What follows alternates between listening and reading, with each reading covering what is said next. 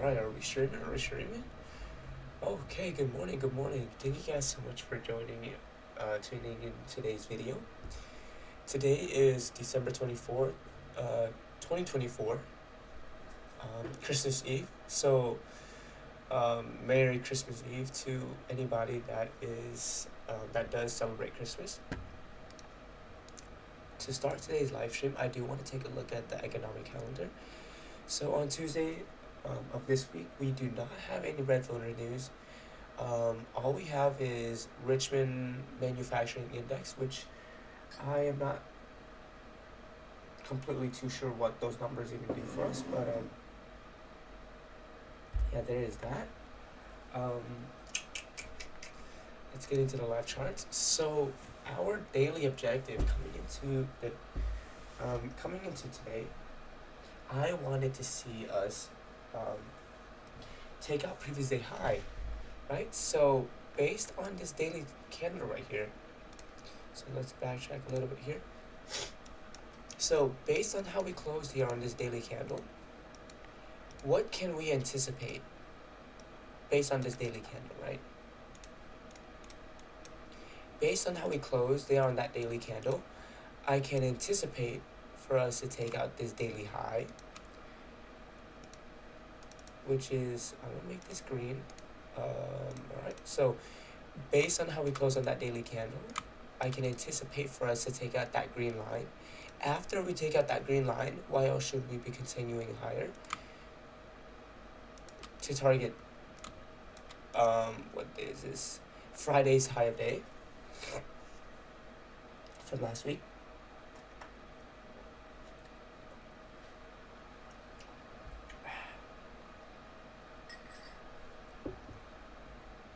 Alright, so we did end up completing our daily objective here.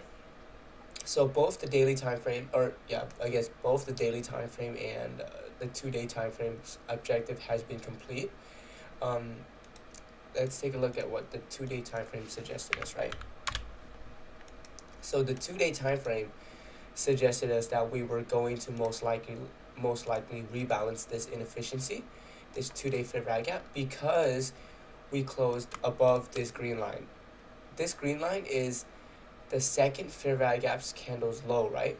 So if we closed above this green line, this fair value gap, and notice this is where we closed, by the way. You guys can see this is where we close on the third candle. So that black line, let me make it a little bit bolder. This black line is above the green line. So that means the fair value gap that we created right here is going to be rebalanced, or could be rebalanced. And it ended up getting rebalanced. And like I said before, on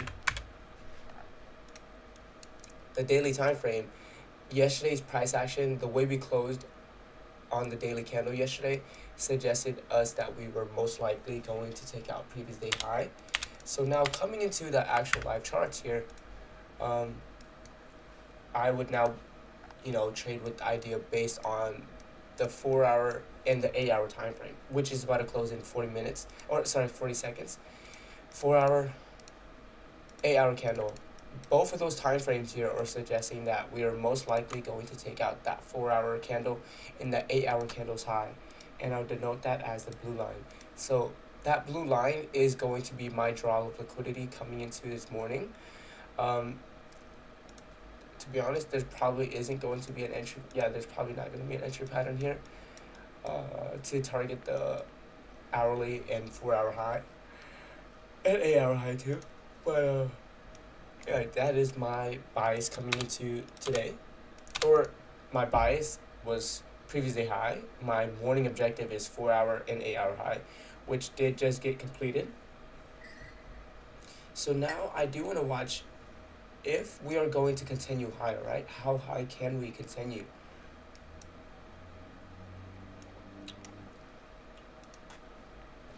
That's always going to be the question, right?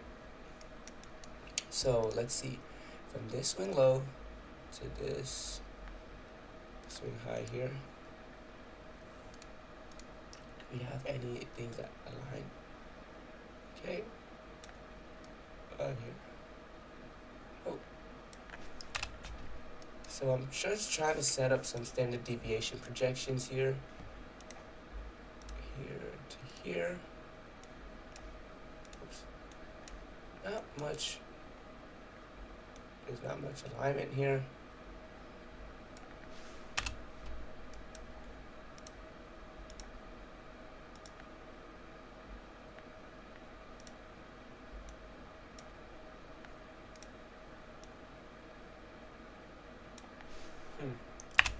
Not much alignment. Okay, so I can't really, I guess you can still continue to try to use some standard deviations, but I like my standard deviations. So notice there's a buy side liquidity here, right? I want to see one of the standard deviations align with this blue line, but no standard deviation is really aligned with that. So I don't like using that. It's just one of the confluences for me whenever I use standard deviation is if it aligns with, if my standard deviation projections aligns with, already pre-existing liquidity, that liquidity that aligns with the standard deviation is most likely, could be treated as a target. And yeah, I apologize for the late, the late show up today. I slept through my alarm, if I'm being completely honest. I woke up at like 8:30, so, or 8:30 my time, 8:30 Central Time.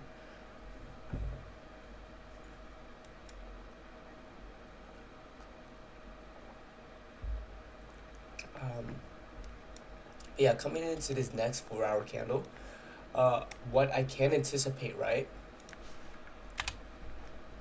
is, so based on this 4-hour candle creation,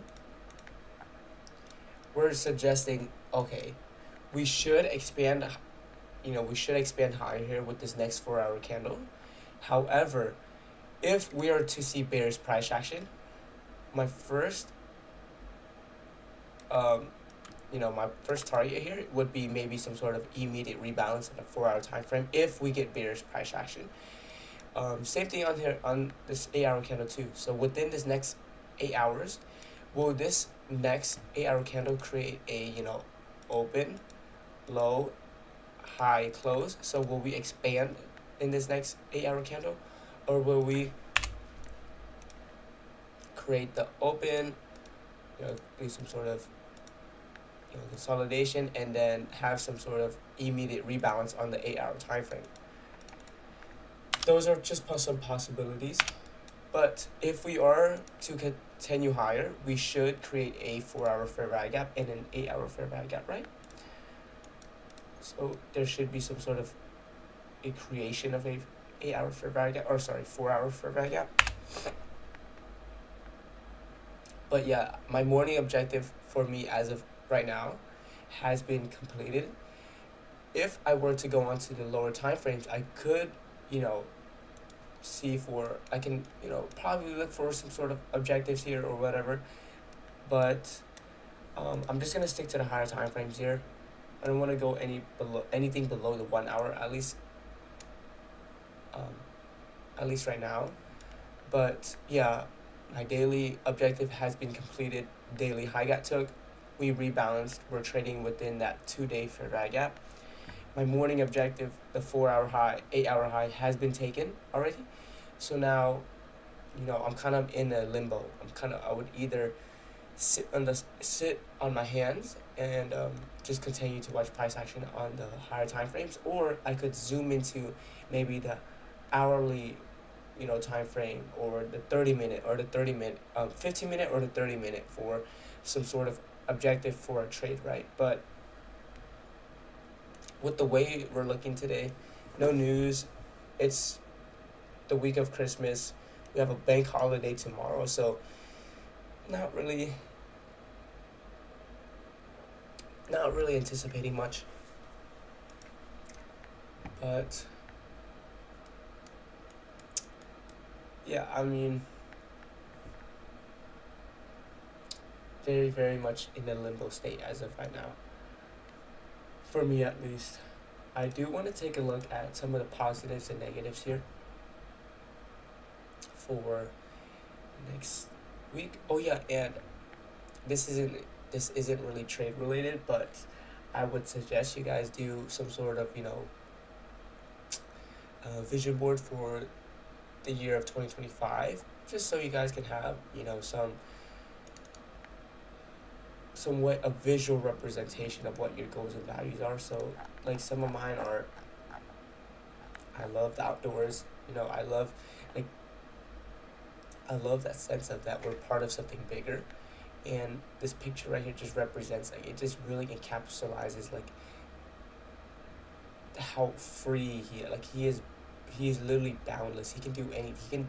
He can explore this whole land if he wanted to. But like things like that, are extremely important to me. Being able to, like in this picture, being able to fully grasp and just take in the vastness of the universe here by taking a look at the stars. And the reason why I chose this picture specifically is that there's little kids here watching the stars, right? And it kind of reminds me of me being able to take out my siblings to possibly go stargazing. This picture, kind of the same sense, but like look how vast, the vastness of the universe, how large it is amazing, right? And these two, I'm assuming this is a dad and this is his son going camping, and I love camping as well. Gym, that's like a hobby, not even a hobby of mine, it's just been a lifestyle now. And this figure right here, his name is Baki. That is who, this is the kind of the figure, the body shape of what I'm trying to get. Miyamoto Musashi. I'm sure, I don't think I've ever spoke to you guys about who Miyamoto Musashi is, but this guy, he's an actual real character. But I got introduced to him through a manga called Vegamon. Very, if you guys just simply just like, anime and stuff, it's not a bad anime, it's really good. Or manga per se. But the book Vagabond itself it goes past just being a manga, right? It introduces, ideas of philosophy, Stoic philosophy. I guess it's the Japanese way of Stoicism. It's called the Bushido. And it basically goes over this guy's life. So before he first started initially as a swordsman that wanted to be the strongest under the sun, right? He wanted to be every single swordsman, and he wanted to be the strongest. He didn't want anybody to be able to rival him. He wanted to be invincible under the sun. So he goes off, searching for stronger opponents and basically fighting to the death with them. And, as he's progressing through his journey, he's beating people. They teach him life lessons, right? And it's an incredible story. Shows you how there's more to life than killing. And he kind of basically learns what it means to be a strong and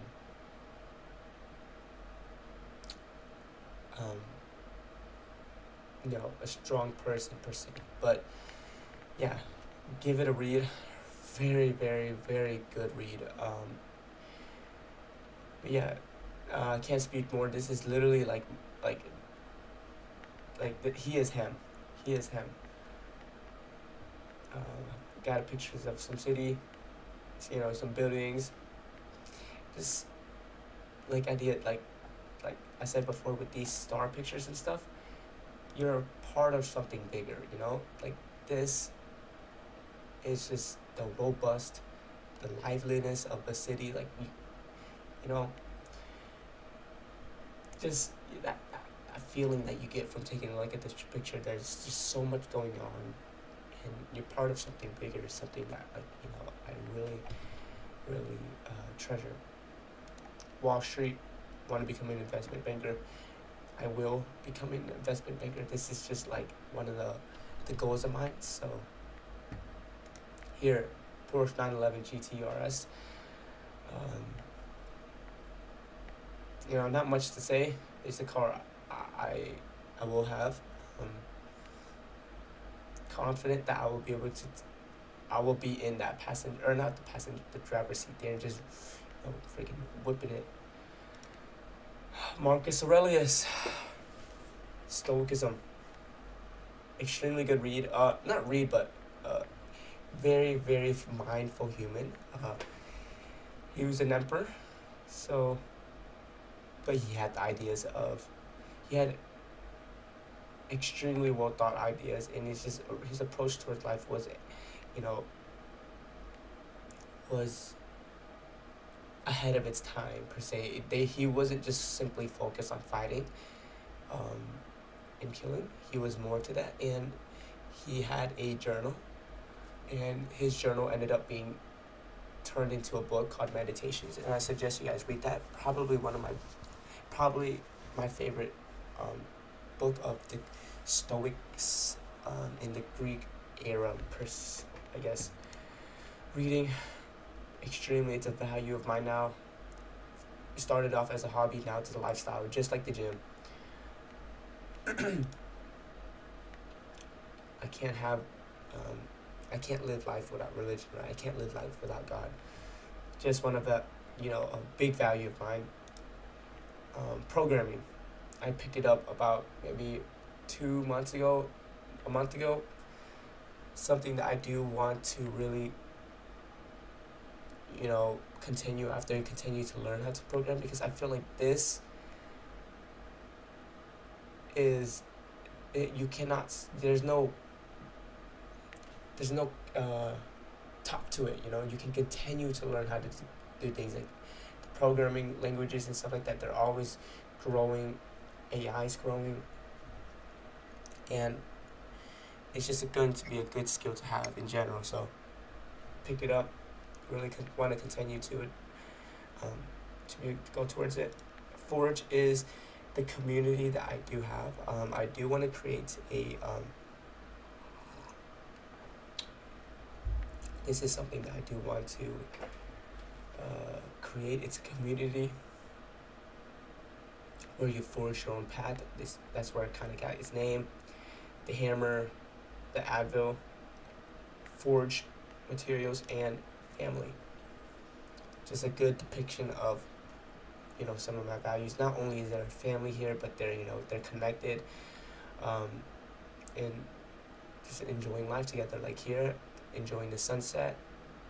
Nothing to stop them. No phones here. It just everything. But yeah, I would suggest you guys, you know, create a little vision board for 2025.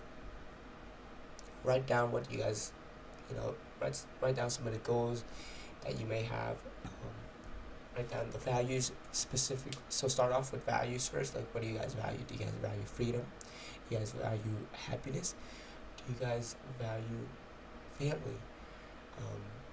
You know, write those down. From the values, create goals. Have the goals in, and then, bam. But yeah, let's go back to the charts here. Just want to take a look, sneak peek at what's happening right now in the charts.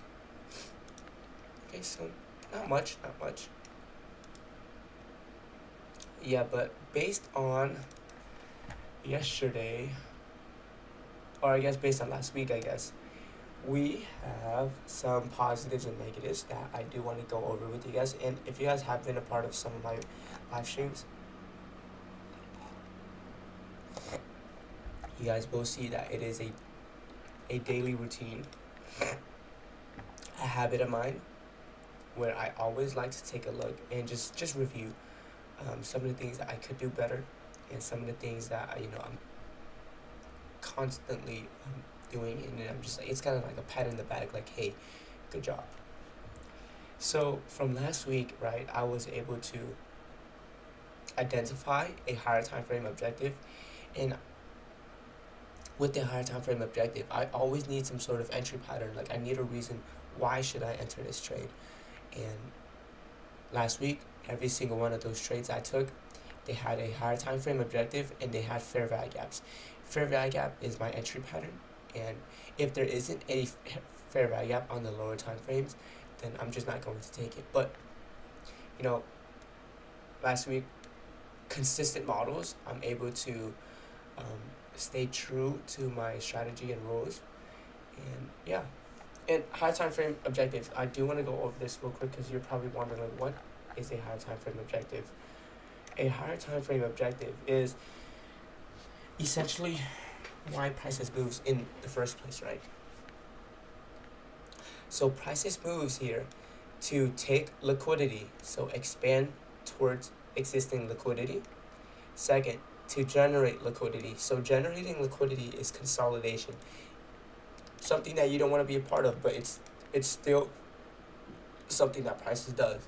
So when prices does this back and forth, or even like this right here,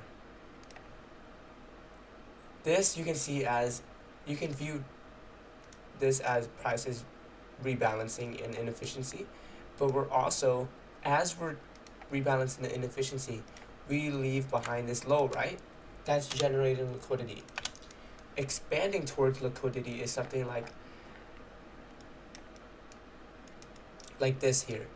On daily time frame, what are we expanding towards? We're expanding towards previous day high. Previous day high is the draw of liquidity. And why else should we be expanding higher here? To take out Friday's high of day. So that's expanding towards existing liquidity. We're expanding towards existing highs. To the third reason why prices moves is to rebalance inefficiencies, right? You guys can see that clearly on the 2-day time frame. What are we doing here? We're rebalancing an inefficiency on the 2-day time frame. So there's that inefficiency, and we're rebalancing it right now. And fourth thing here is to rebalance, or I guess retrace into equilibrium. So essentially what equilibrium is, so if you guys take this swing low right here, right? So this is why I believe, or why I'm treating this as an important swing low, is because we actually traded into a weekly fair value gap here, and we traded higher, and we have a dealing range. So from this swing low and to this swing high, there is a dealing range. And notice how prices trades into, so this blue line, this small blue line right here, and I don't know, I just turned into a bold blue line, but that blue line is essentially the equilibrium slash, this equilibrium separates discount, premium. Prices are always going to be seeking discount and premium, right? If we want to be a buyer, if prices wants to be buying, right? They want to be buying in discount. So in this case, it's the idea of you're going to go trade lower into discount to continue higher. It is kind of basically what I'm trying to say right now.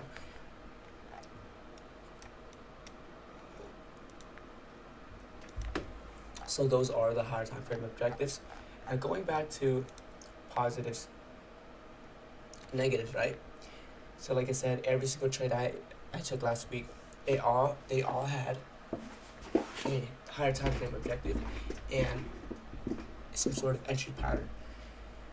Second, stay patient and calm even after my trade. So this specific positive here is from, okay, my mouse is terrible. I cannot scroll up. Okay, so in this specific trade here, I'm targeting basically us retracing back inside this. The higher time frame objective for this trade is for us to retrace back inside the discount of this range, so I do want to see us target the equilibrium. And I take it on a daily model / 2-day model, which both of those time frames here are suggesting us that we're going to retrace back inside the discount of this dealing range. So I take my entry pattern on the 4-hour time frame. So higher time frame objective is for us to retrace back inside the weekly dealing ranges discount level, right? I take my model on the daily time frame. So this daily candle suggested that we're going to take out previous day low. Why should we be continuing lower after taking out previous day low? To retrace back inside the weekly dealing ranges equilibrium level. And my entry pattern, or based on my model, which is the daily time frame, I'm going onto the lower time frames to find some sort of fair value gap to enter off of. So I went from the weekly to the daily to the 4-hour. 4-hour, I took my entry here, and so I'm betting on that this next daily candle should take out previous day low and then retrace back into equilibrium, or we could consolidate. And we kind of consolidated, I guess you can say that. So after, basically the New York AM session passed and the New York PM session passed, I moved my stops to break even because, I basically let a entire trading day complete the daily objective, right? And we didn't complete it yet, so I moved my stops to break even, and then time actually stopped me out here. So my brokerage, they don't allow, you to trade past the regular trading hours, so they closed my trades on me. I took profits at least. Yeah, I took profits, but my objective hasn't been completed yet. And as soon as we opened up on the next daily candle, prices completes its objective, we take out previous day low, so we created a new daily candle. So this daily low was going to be the draw of liquidity here for the next day, and the 2-day low still remains the draw of liquidity too. So it's kind of like it turned from a retracement model into a expansion / retracement model. So previous day low gets taken, 2-day low gets taken, and then we ended up retracing back into the higher time frame equilibrium level. And this all happened without me, because like I said, I got closed out due to my brokerage didn't allow me to hold my trades past the regular trading hours. And I know old me would have been pretty upset about that, but now I stay patient and calm. I understand that there's going to be more opportunities, and like I said, not everything is given, so sometimes that trade wouldn't even have played out. So you just have to accept what happened. You can't really control that you got closed out, right? The only thing that you can control is how you react to that. And I stayed patient and calm. Third here, positive, is being able to find a short model in bullish conditions. And the reason why I was able to do that is because I understood what the current objective was. And this trade is based off of, what I'm talking about there is based off of this trade here. So essentially what I'm talking about is I'm able to find a short model here because this 2-hour fair value gap, right? The way we created this fair value gap, we didn't close above.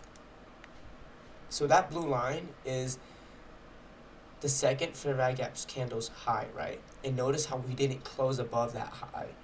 We closed below it, suggesting that we're most likely going to rebalance this inefficiency to possibly continue higher. So order flow hasn't completely, like the 2-hour order flow here, I guess you can say this is the macro perspective is that we should respect this fair value gap and continue higher. But the current objective, right, at this very moment, the current objective is for us to trade lower to rebalance this inefficiency. So I know what the current objective is, right? So I take my entry pattern or I find a model, I find an entry pattern, and I take the trade. Notice here, I'm not targeting, you know, previous week's low. I'm not targeting all the way down here. I'm targeting just the rebalance of the inefficiency. That's my objective. And once you're able to grasp that idea, more models will present itself, because time is fractal. Every single time frame has an objective. Yeah. Fourth is following my trade plan. I was able to follow my trade plan in rows. After prices completes the model's objective, so like this trade here, after we retrace back into or rebalance this 2-hour fair value gap, I move my stops break even, and I let the trade do its thing. But after the objective has been taken, there's no reason for me to take on any more risk, because my objective has already been taken. And some of the negatives here is, this is something that I have to, you know, kind of ingrain into my head here, is if I'm going to take a model on the indices, right? So if I'm taking a trade on ES or NQ, ES should already be suggesting. So if I'm going to take a long model on NQ, ES should be suggesting higher prices as well, right? ES and NQ they're always going to be, or they should be trading in tandem with each other if the markets are in good conditions. If ES is suggesting lower prices and NQ is suggesting higher prices, then that's something that you don't want to be part of. Those conditions are not favorable and they're high risk. So some improvements here for next week: just maintaining consistent models, right? Requiring a higher time frame objective, and displacement on the lower time frames for you to be even able to take a model. And aligning the time frames correctly. So I had a bad habit, I guess, when I first started trading, how I would go from weekly objective, right? I would go from the weekly objective and then I would go straight to the 1 minute time frame for some sort of entry pattern based on the weekly objective. There's no correlation right there. If you go from the weekly to the 1 minute, it's like you're trying to climb up a set of stairs, but you go from the first set of stairs to the last. You skipped over a ton, and that's not possible. So what I'm trying to say is that you should go from, an example of this is, you could go from the weekly order flow, right, the weekly objective, and then you can find some sort of daily model. So the weekly to the daily model. If you guys can see, this visual representation of this is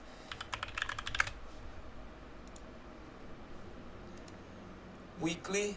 So so you're going up a set of stairs. You go from weekly to the daily model. So that's one step. That makes sense. You can do that. After the daily model, you want to go on to, like, you know, the 4-hour time frame, 6-hour time frame, 8-hour time frame for an entry pattern, a reason why you should even enter the trade in the first place. So, you know, you take weekly model. So weekly model or weekly objective is your first step. Daily model is your second step. 4-hour entry pattern is your third step. So that's reasonable. That's, you know, you're making progress. But if you go from the weekly objective, right, straight to the 1 minute, it's like going from this set of stairs all the way to the top. And I don't think there's anybody in this world that has the legs to be able to go from this first set of stairs to the last set of stairs. That's impossible. Unless you're introduced to this idea called scope, and that's for a separate video. But scope, imagine it as a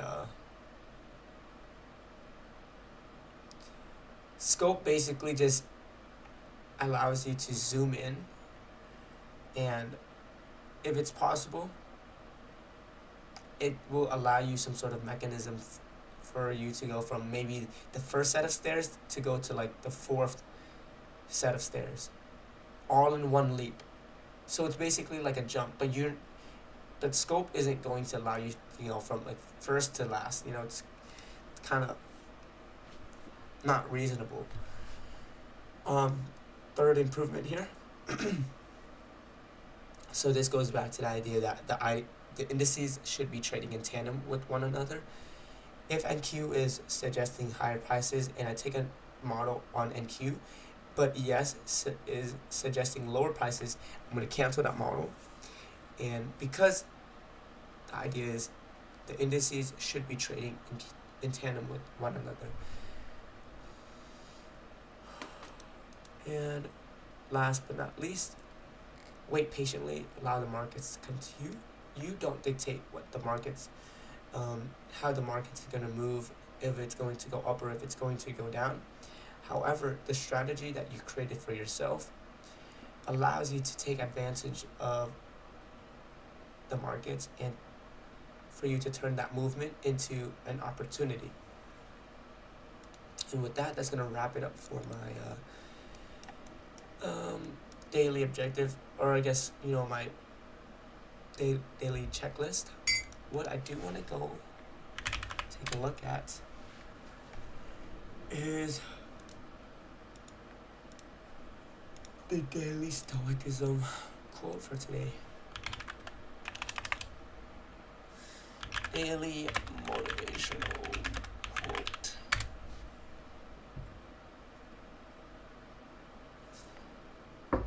Alright, so this is something that I've just recently started implementing, but I do want to go over some quotes, or a quote for the day, just so you guys can start off your day with some positive. So today's quote is the impediment to action advances action. What stands in the way becomes the way.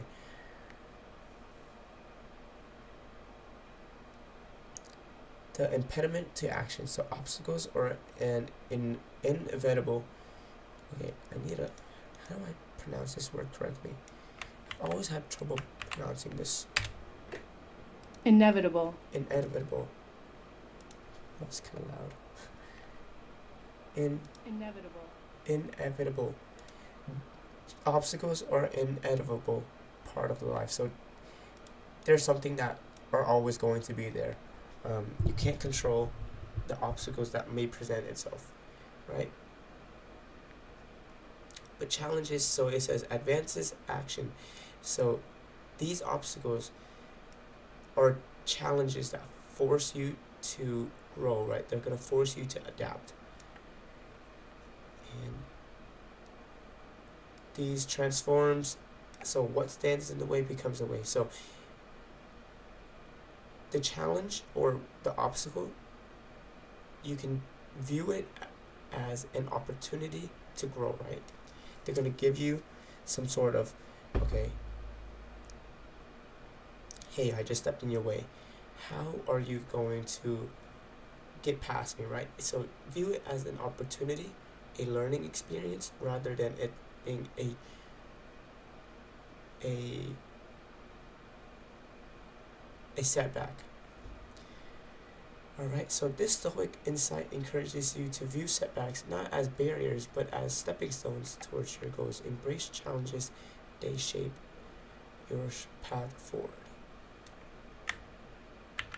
So let's post it onto my Discord. And if you guys don't use ChatGPT, I suggest you guys do.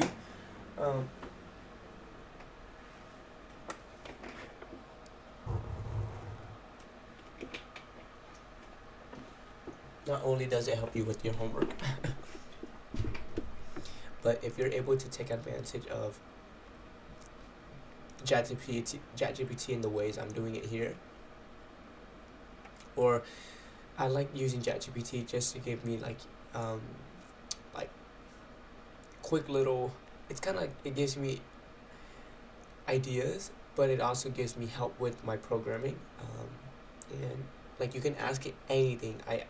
For me, I ask it to create me some assignments, right? Because I'm not actually learning how to program in school. I treat ChatGPT as some sort of like professor, right? Because it has no professor on earth has knowledge to the entire database on the internet. However, ChatGPT does. So utilize it a lot, and it's really fascinating on what AI can do. So today is the 24th, 2024, and that is our daily quote for today.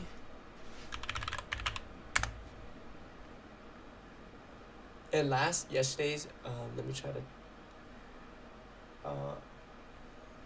yesterday's was, a man who fears death cannot truly begin to live, something along those lines. But if you have fearful thinking, that's just going to prevent you from having, it's just going to, in general, prevent you from fully living life. And let's see, I think that's gonna wrap it up for me for today, at least. There's not much that I do want to go over here.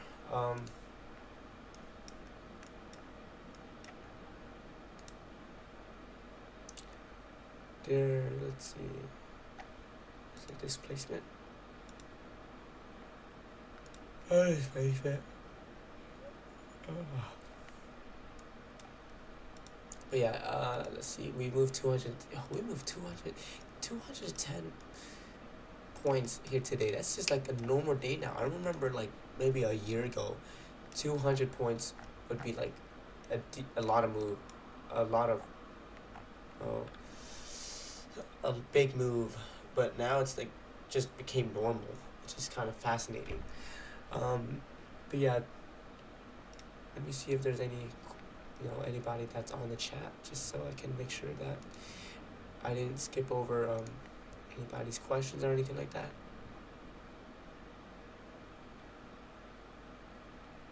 I have to delete this.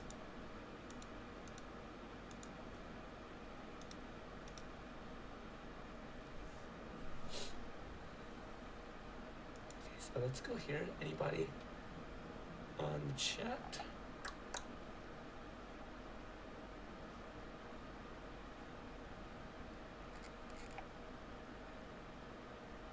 Alright, no one's on chat. Alright. Well, yeah, thank you guys so much for